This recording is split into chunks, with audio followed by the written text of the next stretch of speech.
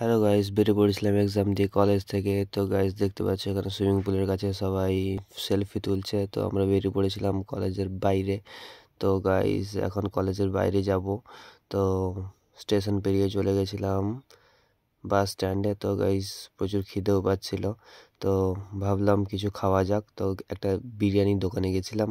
তো দেখলাম এখানে দাদা বিরিয়ানি দিচ্ছে। তো আমি ফটাফট করে আমার জন্য 1 প্লেট বিরিয়ানি লাগাতে বললাম। অ্যান্ড দাদা এক পিস বড় আলু অ্যান্ড চিকেন অ্যান্ড এগ দিয়ে আমার জন্য বিরিয়ানি তৈরি করে দিচ্ছে।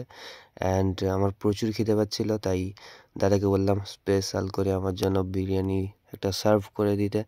তো দাদা আমার জন্য স্পেশাল করে রাইস ভর্তি করে আমাকে বিরিয়ানি সার্ভ করে দিল অ্যান্ড আমাকে হাত ধুয়ে বসতে বললো।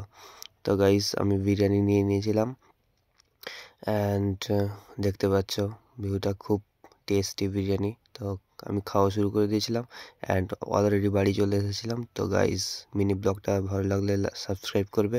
টাটা, আসছি পরের ব্লগে।